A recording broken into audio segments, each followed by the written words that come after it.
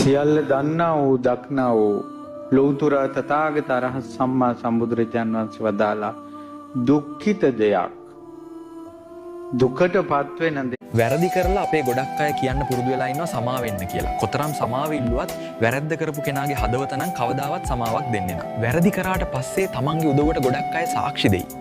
නමුත් කල්පනා කරන්න මොනවා හරි ප්‍රශ්නයකින් තමන් විඳවනවා නම් ඊළඟට තියෙන එකම විසඳුම අත්හරින එක.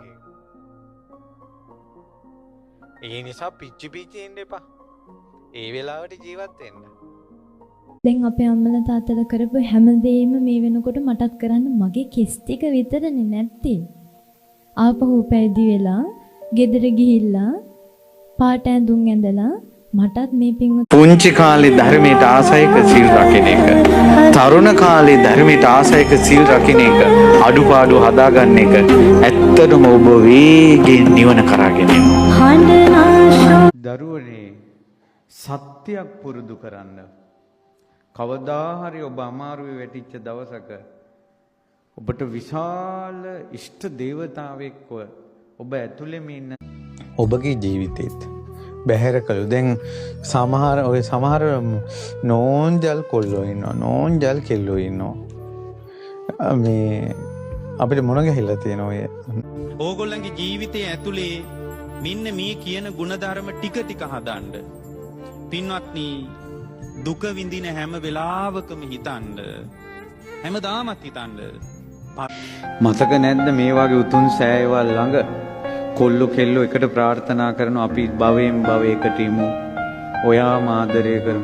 දානයක් උයන්න ගිහිල්ලත් එක දිගට උයනකොට මැදින්ම ලස්සන වෙන්න උන්වහන්සේ පින් 4ක් පුරලා තියෙනවා. එකක් තමයි ආමිෂ දාන දීලා තියෙනවා, වස්ත්‍ර දාන දීලා තියෙනවා, කොසු පූජා කළා තියෙනවා. ඒ වගේම ක්‍රෝධ නොකර ඉඳලා තියෙනවා.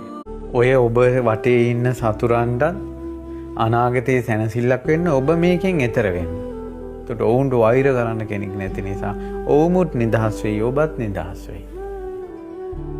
ජීවිතේ බේර ගන්න පුළුවන්, ගොඩ ගන්න පුළුවන් අවසාන ජීවිතේම.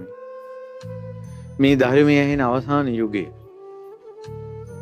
ඒ නිසා ධර්මයේ හැසිරීම පළවෙනි තැනට ගත්. ජීවිතය කියන්නේ රේස් එකක් නෙවෙයි. ඒක විඳින්න ඕනේ ලස්සන අපූර්ව ගමනක්. අනුන් එක තරඟ නොකර ඔයාගේ ගමන ඔයා සැහැල්ලුවෙන් යන්න. සමහරක් විට ඔයා යන ගමනේදී මිනිස්සු වල නැති චෝදනා කරන්න පුළුවන්.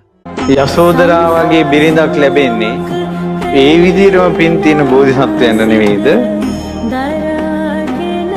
තමන් සුදුසු කෙනානේ තමන්ට ලැබෙන්නේ.